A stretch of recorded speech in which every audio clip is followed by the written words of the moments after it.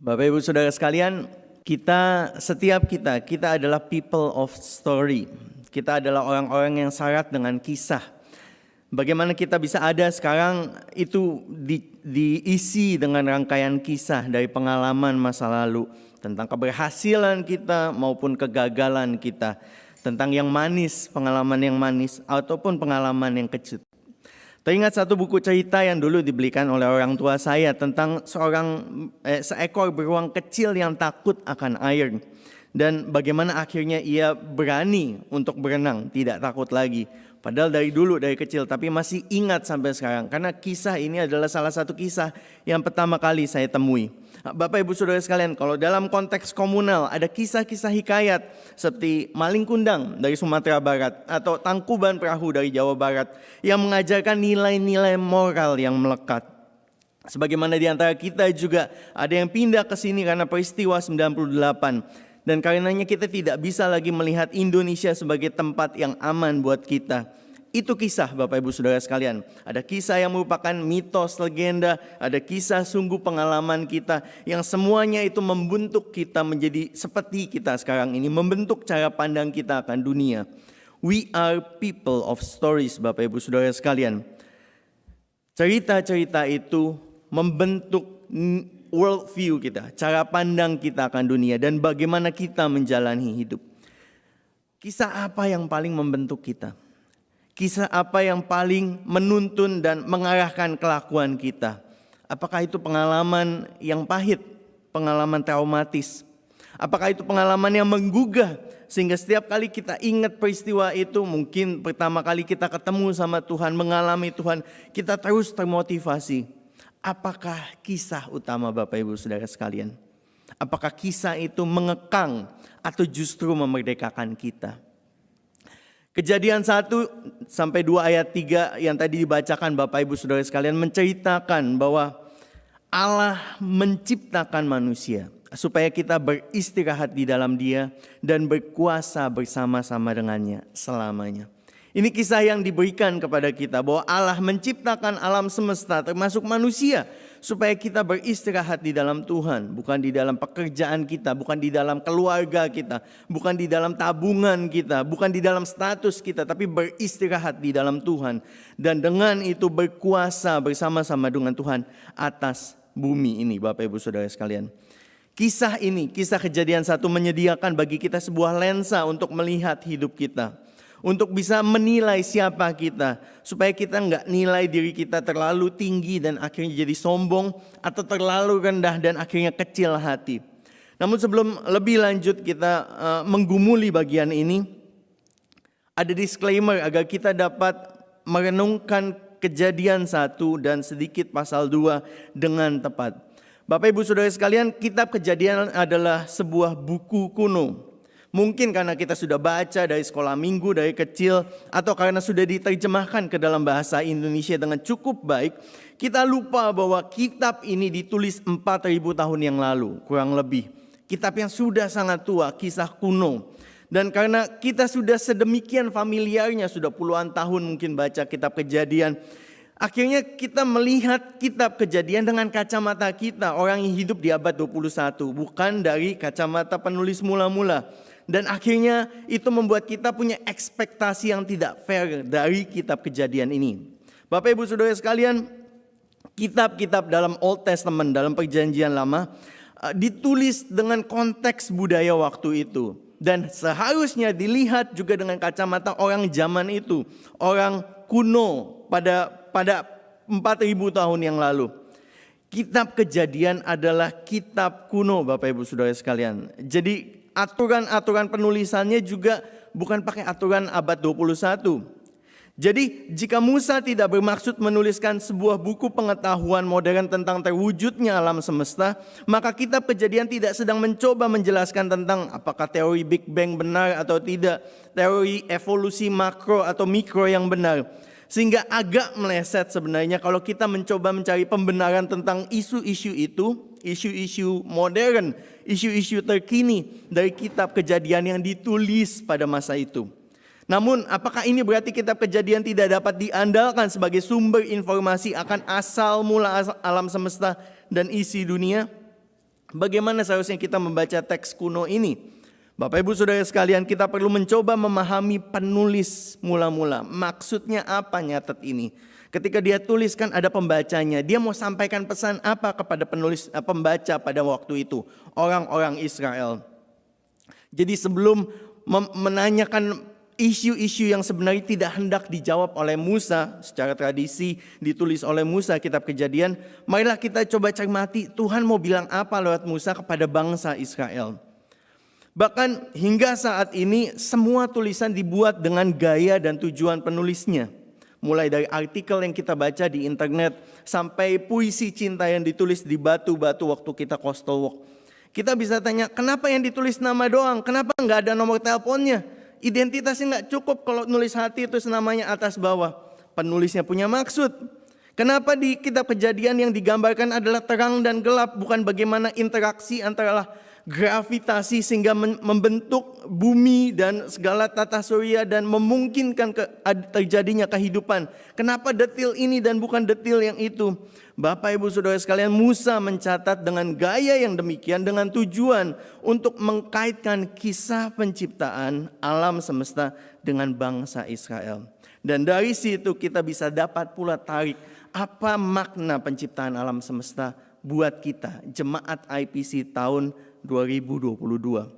Oleh karena adanya hubungan ini dari penciptaan ke bangsa Israel dan kepada kita, Bapak Ibu Saudara sekalian, kita perlu tunduk pada hikmat penulis Alkitab yang diinspirasikan oleh Roh Kudus. Kalau kita percaya bahwa Allah sedang berbicara kepada kita melalui kisah ini dan bukan lewat gaya tulisan seperti yang kita dapati di buku sains yang kita dapat baca di perpustakaan, atau kita bisa lihat poin-poinnya lewat video YouTube.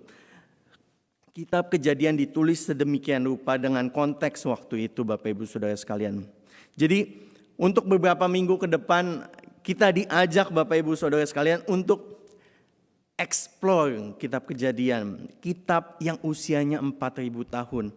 Kadang-kadang waktu kita baca kita mikir, kenapa tulisnya begini, kok aneh banget. Sekali lagi Bapak Ibu Saudara sekalian, ini kitab kuno, konteksnya kuno, bukan ditulis oleh kita. Oleh karena itu kita perlu mengerti culture-nya, budayanya waktu itu. Questions are always welcome. Kadang ada jawabannya, kadang kita perlu riset dulu. Tapi mungkin juga kita udah cari dan kita nggak tahu, and it's all fine. Keep asking the questions. Terus bergumul bersama Tuhan. Karena iman Bapak Ibu Saudara sekalian akan mencari pengertian. Fides quorens intellectum disampaikan oleh Anselm. Kalau kita punya iman, berangkat dari iman, kita akan mencari tahu bagaimana relevansi iman kita, penciptaan alam semesta di konteks sekular di Australia yang nggak percaya ada Tuhan, bahwa manusia bisa menciptakan sendiri maknanya, tujuan hidupnya, nggak usah comot dari sosok yang nggak kelihatan itu. We make our own purpose in life. Kita perlu melihat dengan cara yang demikian Bapak Ibu Saudara sekalian, karena iman akan mencari pengertian lewat firman Tuhan. Mari kita lihat Bapak Ibu Saudara sekalian, itu disclaimer-nya ya. Dikatakan di ayat 1 dan 2. Pada mulanya Allah menciptakan langit dan bumi. Bumi belum berbentuk dan kosong. Dalam bahasa Ibrani bunyinya berima. Tadinya bumi itu tofu fa wofu. Bumi belum berbentuk dan kosong. Kalau diterjemahkan rimanya jadi hilang, sajaknya jadi hilang. Tapi kitab Kejadian merupakan kisah yang ditulis dalam bentuk prosa puisi yang cukup bagus. Yang waktu diterjemahkan dalam bahasa Indonesia ada yang hilang, sense-nya ada yang hilang. Dikatakan bahwa bumi itu tohu fa wohu. Belum berbentuk, tidak teratur dan kosong, tidak ada penghuninya. Dan gelap gulita menutupi samudera raya, yang kembali bukan bicara tentang laut, tapi bicara tentang ungkapan kuno bagaimana kondisi awal itu there is nothing, no purpose, no order, gak ada tujuan, gak ada maksud, gak ada keteraturan. Bumi belum berbentuk dan kosong. Namun di tengah nothingness itu bukannya tidak ada apa-apa. Ada siapa? Ada siapa? Ada Roh Allah yang melayang-layang. Ada roh yang kekal, yang tidak terbatas ruang dan waktu. Sebelum ada apapun, Allah ada. Allah yang membawa keteraturan. Kemudian kalau kita bisa baca Bapak Ibu Saudara sekalian, tadi nggak dibaca karena kalau dibaca semua panjang. Kita bisa menemukan pola yang berulang dalam Tuhan ketika menciptakan dari satu hari ke hari yang lain. Beberapa polanya adalah sebagai berikut. Ada pernyataan, berfirmanlah Allah.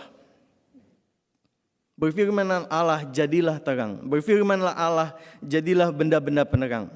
Kemudian ada pernyataan, berfirmanlah Allah. Kemudian ada perintah, jadilah petang dan pagi. Jadilah binatang, jadilah burung-burung di udara.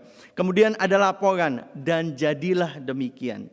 Jadi Tuhan ngomong, Tuhan kasih perintah, ada laporan yang Tuhan omongin terjadi, dan ada evaluasi. Allah melihat bahwa semuanya itu baik. Dan kemudian ditutup dengan kerangka waktu. Jadilah petang, jadilah pagi, itulah hari pertama, hari kedua, hari ketiga. Nah, Bapak Ibu Saudara sekalian, pola yang berulang setiap hari dalam penciptaan ini, lewat pola yang berulang ini kita bisa menarik beberapa implikasi teologis tentang penciptaan. Yang pertama apa? Pertama, penciptaan terwujud dengan mudah. Simple sekali. Tuhan gak keringetan bikinnya. Tuhan ngomong jadi. Kemudian penciptaan terwujud dari ketiadaan. Dari tidak ada menjadi ada. Kemudian penciptaan adalah kehendak Allah yang diwujudkan. Tuhan tidak hanya pengen, tapi Tuhan mewujudkannya. Dan yang keempat, semuanya ini menekankan siapa Allah. Sosok seperti apa Allah ini, Allah Israel ini yang ngomong bisa jadi. Yang ngomong dari tidak ada tahu-tahu jadi ada. Menekankan tentang kedaulatan Allah, the sovereignty of God. Bahwa Allah berkuasa, berdaulat, memimpin atas segala sesuatu. Dan ini Bapak Ibu Saudara sekalian spesialnya kisah penciptaan. Spesial enggak? Biasa aja dari sekolah minggu juga udah tahu emang kayak gitu. Tunggu dulu Bapak Ibu Saudara sekalian. Mari saya tunjukkan apanya yang spesial dengan membandingkan sekali lagi kitab Kejadian ditulis pada masanya untuk mengcounter narasi-narasi dari yang bukan Israel. Dari tetangga-tetangganya Israel yang tinggal di daerah Mesopotamia. Salah satu contoh kisah penciptaan adalah Enuma Elish. Dan di sana lewat kisah Kejadian orang Israel bisa lihat bahwa Allah mereka spesial. Allah mereka enggak kayak Allah-Allah lain. Misalnya di kisah Enuma Elish dikatakan bahwa dewa-dewi itu diciptakan. Tapi Allah kita dari yang tidak ada apa-apanya Tuhan sudah ada. Dari nothingness, ex nihilo, Tuhan sudah ada. Yang kedua, mereka bicara tentang politeisme, Allahnya banyak, atau panteisme. Semua adalah Allah, Allah adalah semua. Ini mirip sama budaya di India. Tetapi di Alkitab Allah itu satu, Esa, dan Allah berdaulat. Yang ketiga, penciptaan itu berasal dari perang kosmik. Dewa-dewi berantem, terus ada satu dewa itu kalah, bagian badan atasnya dipakai buat penciptaan, langit, dan bagian bawahnya untuk bikin bumi. Dan manusia berasal dari darah-darahnya, tetesan-tetesan darahnya. Cerita dari Enuma Elish. Tapi kita lihat dalam penciptaan di Alkitab, Allah yang bikin itu semua, bukan dan effortless, nggak susah payah. Kemudian manusia di Enuma Elish dikatakan sebagai budak Marduk, dewa Marduk, diciptakan sebagai budak. Tetapi di Alkitab manusia diciptakan sebagai partner Allah, sebagai ambasadornya Allah, diciptakan segambar dan serupa dengan Allah. Dan ini bikin Bapak Ibu Saudara sekalian, Alkitab, penciptaan, kisah di Kejadian 1 spesial. Dan itu bikin kita spesial. Karena kita tahu Allah kita unik. Dan karena kita tahu kita berharga. Kita punya dignity, punya harga diri. Yang berasal dari gambar dan rupa Allah. Jadi artinya apa Bapak Ibu Saudara sekalian? Allah Israel beda dari Allah yang lain. Yang ada di Mesopotamia kuno. Tapi tidak hanya unik. Allah Israel jauh lebih superior dari dewa-dewi itu. Allah Israel adalah satu-satunya Allah yang berdaulat atas alam semesta. Dari sini Bapak Ibu Saudara sekalian kita bisa melihat kitab Kejadian hanya ada dua pihak dari mulanya. Ada pencipta dan ada ciptaan. Allah satu-satunya pencipta. Dan selain itu, semuanya ciptaan. Manusia bisa bikin baju, bangun rumah, menemukan invention apalah bohlam gitu ya, bola lampu dan segala macamnya.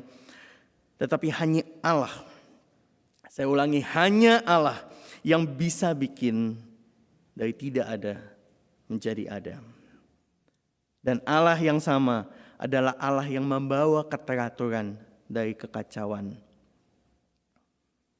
Ini bikin spesial Bapak Ibu Saudara sekalian. Kitab Kejadian pasal 1, peristiwa tentang penciptaan dilihat dari kacamata orang Israel. Bikin kagum sama Allah Israel. Bapak Ibu Saudara sekalian, dengan semangat zaman yang saat ini sangat anti Tuhan, benci Tuhan. Banyak orang ingin memeriksa Allah di bawah mikroskop, seolah-olah Allah lebih kecil dari manusia. Coba dibredelin satu-satu, dilihat Allah orang Kristen ini kayak apa sih? Komposisinya apa saja?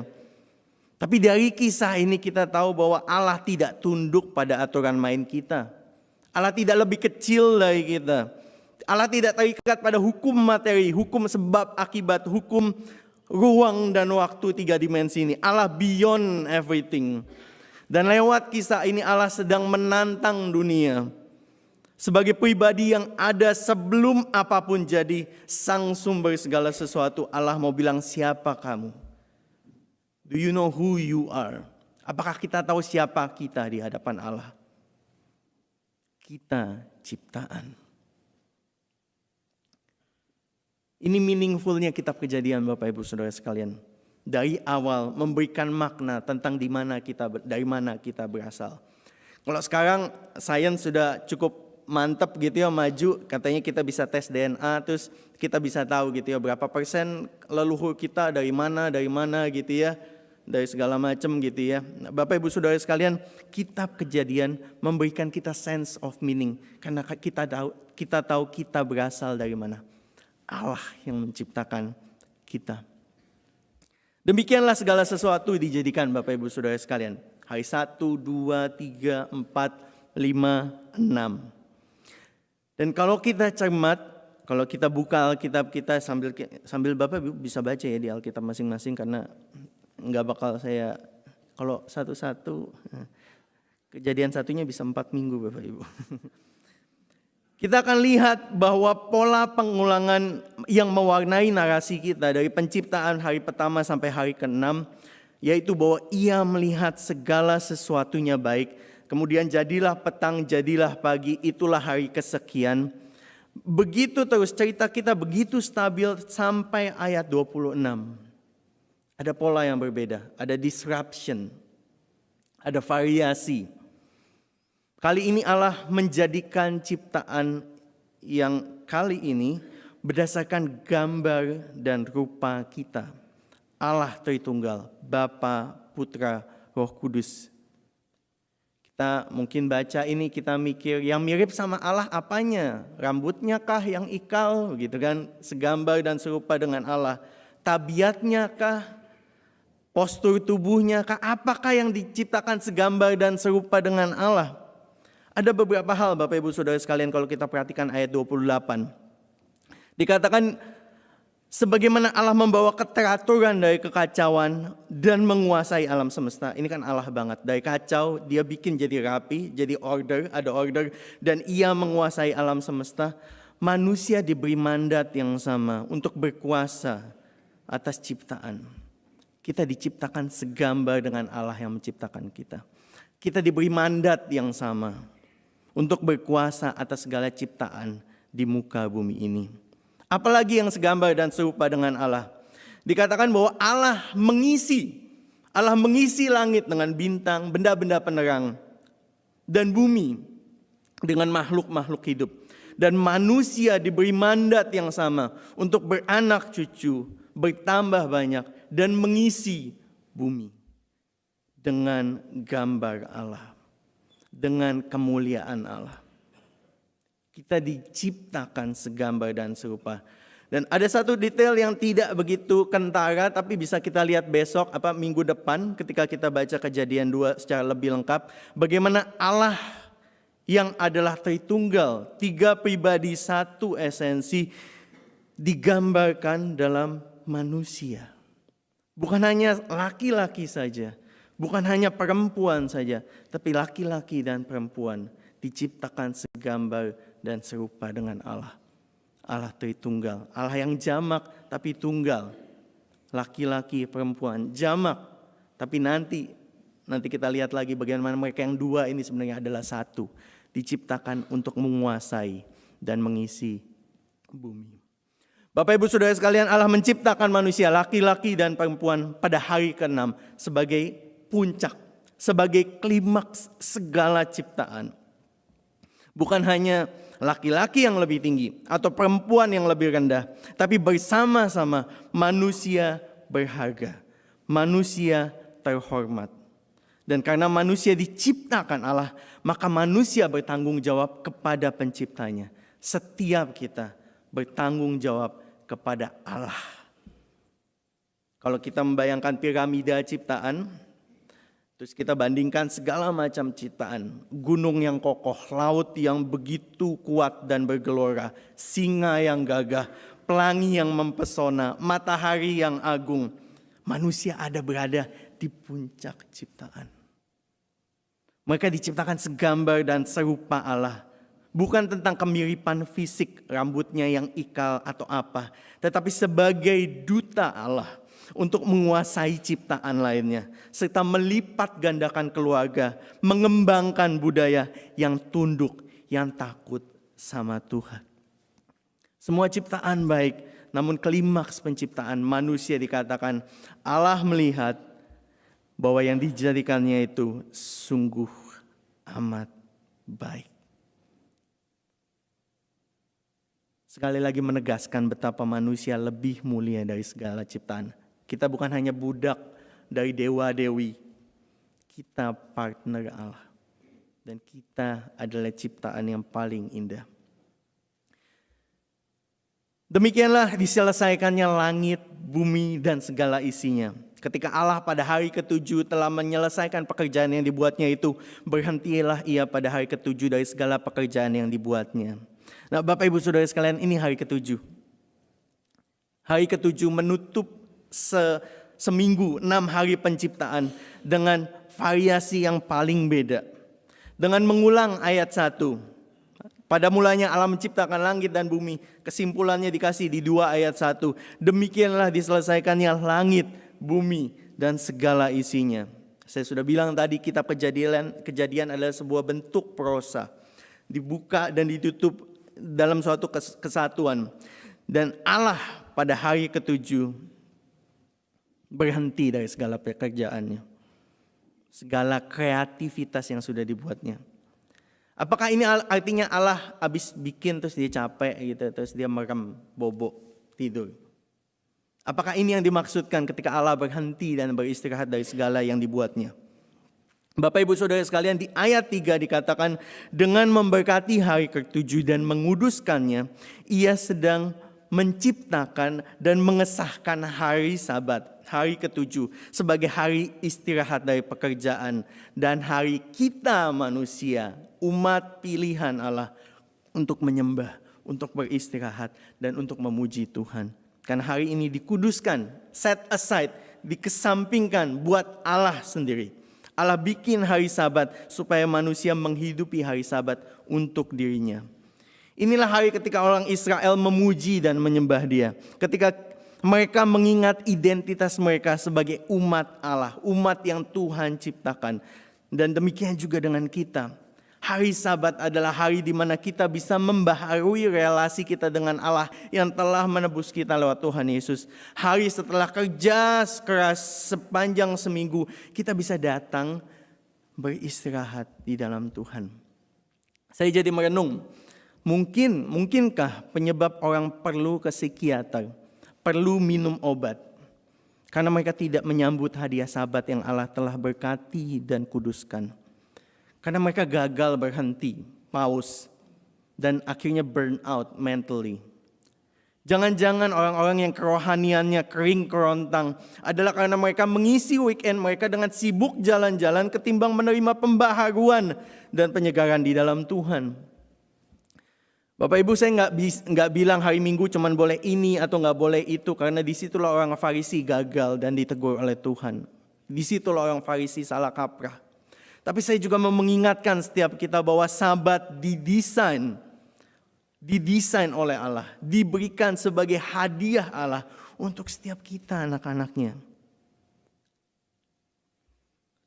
Agustinus, Bapak Gereja, mengatakan bahwa Thou hast made us for thyself, and our hearts are restless until they find their rest in thee. Tuhan bikin kita supaya kita beristirahat bukan pada hal-hal yang lain, tetapi di dalam Tuhan. Dan hati kita akan terus gelisah sampai kita beristirahat di dalam Tuhan. Inilah porsi setiap umat Tuhan, bagian setiap orang percaya untuk bisa beristirahat seperti Allah beristirahat dan untuk beristirahat di dalam Tuhan. Bapak Ibu Saudara sekalian, apakah kisah yang utama dalam hidup kita? Inilah kisah yang diberikan kepada kita dalam Kejadian 1. Pada mulanya Allah menciptakan langit dan bumi. Dan kisah ini merupakan cerita yang mendasar bagi setiap umat manusia. Secara khusus umat percaya, umat Allah. Dari sini kita dapat menarik makna tentang saya dari mana dan untuk apa saya hidup. Menariknya karena di hari ke-7 ada satu pola yang tidak diulang. Apa itu? Hari ke-7 tidak ditutup dengan kalimat jadilah pagi, jadilah petang, itulah hari ke-7. Jadi artinya apa? Hari ke-7 berlaku selamanya. Hari ke-7 tidak memiliki akhir. Kenapa? Karena Kejadian 1 adalah visi ideal Allah atas alam semesta, di mana Allah hidup bersama-sama dengan manusia dan menguasai dunia dalam harmoni selamanya. Hari ke-7 adalah tujuan penciptaan. Apakah kisah yang utama, yang paling utama, yang mendasari kehidupan kita Bapak Ibu Saudara sekalian? Kiranya kitab Kejadian pasal 1 ini, Kejadian 1 dan 2, bukan hanya menjadi kisah tentang penciptaan yang terlepas dari kita, tetapi memberikan kita makna hidup. Memberikan kita tujuan. Kenapa? Tuhan mau berbagi dunia, berbagi ciptaan dengan kita manusia. Yaitu supaya kita beristirahat di dalam Dia dan berkuasa bersama-sama dengan Dia selamanya. Saya tutup dengan satu ayat yang familiar dari Efesus 2 ayat 10. Mari kita baca bersama-sama. 2, 3. Karena kita ini buatan Allah, diciptakan dalam Kristus Yesus untuk melakukan pekerjaan baik yang dipersiapkan Allah sebelumnya. Ia mau supaya kita hidup di dalamnya. Amin. Mari kita berdoa.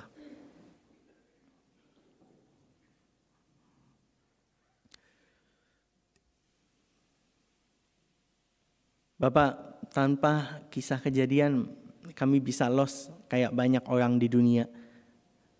Mereka mungkin merasa diri mereka tahu-tahu jadi karena chances, kesempatan. Tapi kami orang percaya lewat Kejadian 1 bisa lihat bahwa kami bukan ujuk-ujuk tahu-tahu jadi. Kami bukan suatu hasil kejadian acak dari random chances. Kami ada diciptakan dengan maksud yang jelas, dengan tujuan yang jelas. Bapak, biarlah firman hari ini boleh meneguhkan kembali tentang identitas kami di dalam Tuhan. Yang dari situ kami boleh menghidupi hidup kami untuk mengerjakan, memimpin, menguasai apa yang Tuhan percayakan kepada kami. Dan lewat itu semua Tuhan boleh dimuliakan. Berkati kami Bapak, terus pimpin kami dan tolong kami. Supaya kami gak hidup kayak orang yang gak kenal Kejadian 1. Gak tahu bahwa kami diciptakan oleh Allah untuk bertanggung jawab kepada pencipta kami. Dan akhirnya hidup untuk mengejar ambisi pribadi, cita-cita, keinginan. Tolong kami Bapa untuk punya fokus kepada Engkau. Untuk hidup hanya bagi Tuhan yang menciptakan kami. Dan hati kami boleh tenang, boleh damai, boleh tentram. Karena kami menyandarkan hidup kami di dalam Tuhan. Terima kasih untuk firman-Mu hari ini. Teruslah berbicara, teruslah mengingatkan kami. Dan kami serahkan setiap kami. Di dalam nama Tuhan Yesus kami berdoa. Amin. Tuhan berkati.